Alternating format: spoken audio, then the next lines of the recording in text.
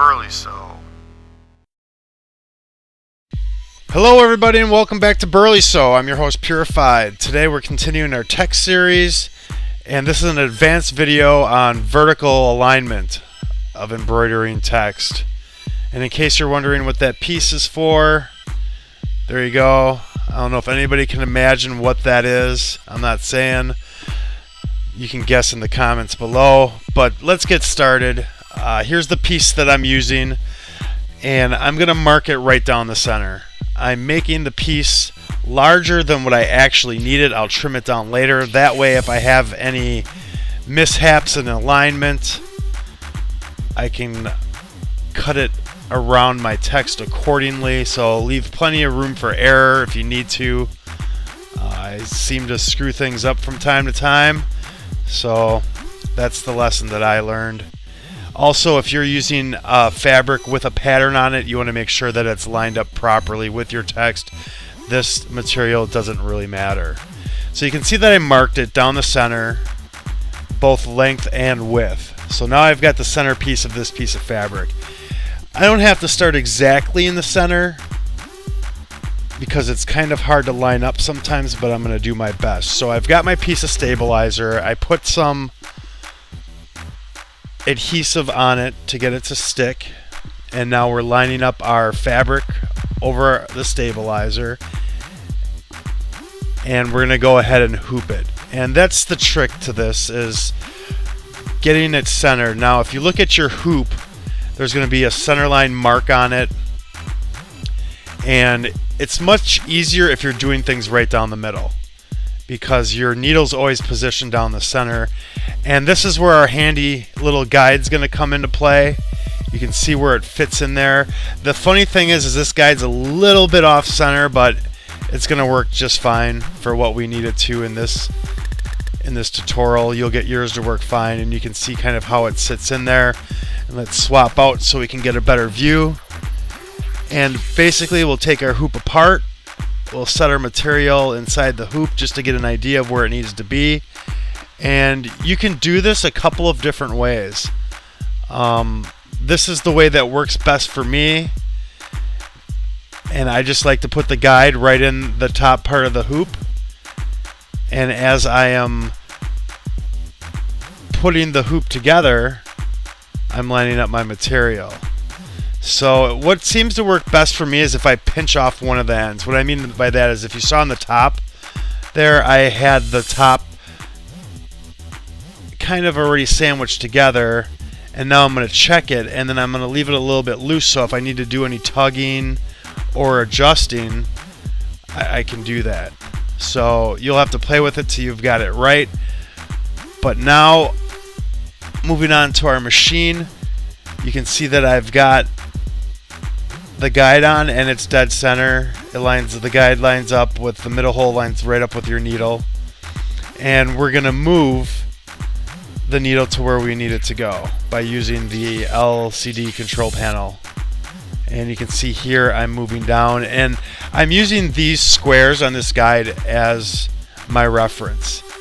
So I've decided that I want an equal space between the numbers that I'm going to do here, and I know that I'm using medium size letters, or numbers in this case, and they're a little bit less than 2 squares. So what I'm going to do for easy reference is I'm going to start my numbers right on a cross point, right where one of these you can see there's like 4 squares there, right in the center point. So I adjust the needle to where it was, right in the center, and that's where I'm going to start my first number. Now you can see it's right down the center line of my chalk line there, and it's going to embroider out. And now what we're going to do is do our next number, and when you switch numbers, the machine's going to go back to the home position right there. So we're going to have to lift up our foot and get out our guide again, and my next number is going to be 6. So I'm starting in the middle. 6 is going to be my next number up, and I'm just going to go 3 squares off of center. So you can see the 5 is centered there. So I'm going to count 3 full squares in this project. There's a starting line 1, 2, 3. So that's where I want the center of my next number to be. And you can measure the distance if it doesn't work for your project. As I said in earlier videos of this series, this is all about practice. It's all about getting used to the machine, getting used to how to manipulate the carriage to get your embroidery to where you want it to go. So I found the center of the next number, and I'm going to go ahead and embroider it.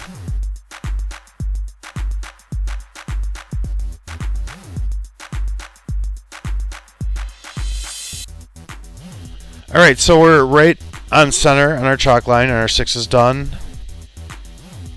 And it's looking good. And we're going to move on to our 7 now, or my 7.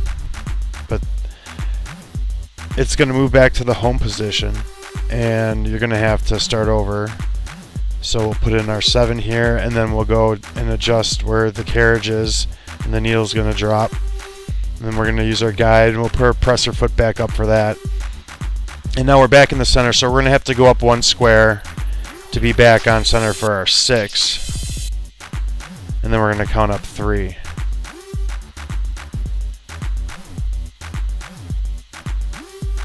So there's our 6, there's our 5. Our 5 is 1, 2,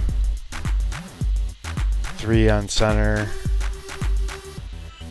And then our 6 is 3 on center. And then you can bring the needle down to check to make sure you're where you want to be. And we'll stitch this out, and then it's a matter of rehooping.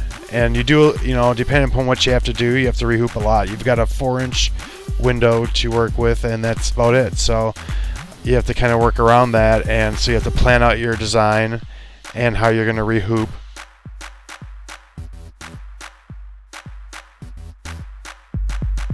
Alright, and the 7's finishing up, and it's right on center, so it's looking good so far. And now we'll work on the rehooping, because I can't fit any more numbers in that area. We've got our 3, and I can't get any lower. I'm about 1 square too short on the bottom, so there's really no other way to plan it out. Every 3 numbers I'm going to have to rehoop.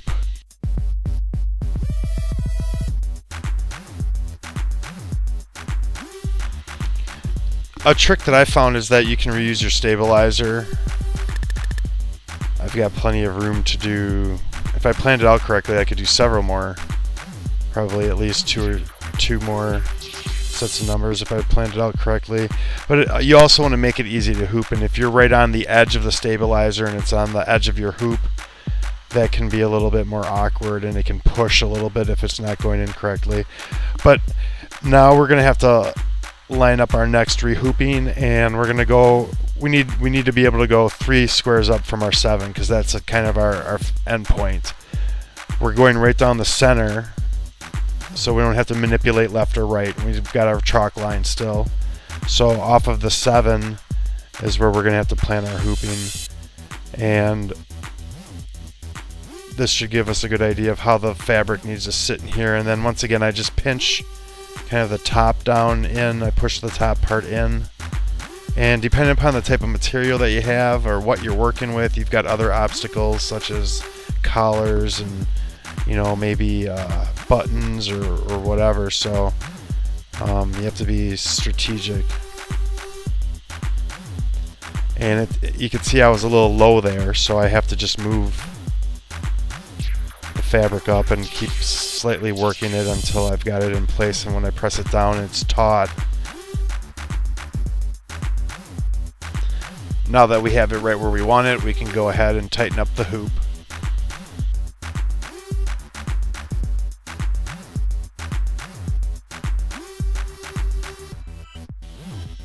And just make sure that it's, once again, taut, nice and flat. You don't want any waves in there.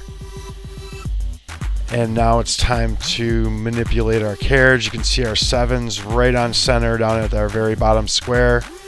So we'll count up 3. And that's where our 8 will go. And you You can see when you drop the needle, to get a closer look, you can line it up and see if you're on the money. And it looks a little south, so we'll go ahead and move it up one, and it's looking pretty good. So now we'll go ahead and stitch out our 8, and I'll show a side view shortly to give you, it's a really good angle, I think, to see it move back when we're counting. But moving right along, we've got our 8 done, and now we're in the home position again. So we have to count up 3 squares from our 8, and that's going to put us basically 1 square up from our home position. So we just move the carriage up, and then we can check our center point, and this will be the 9 on this project.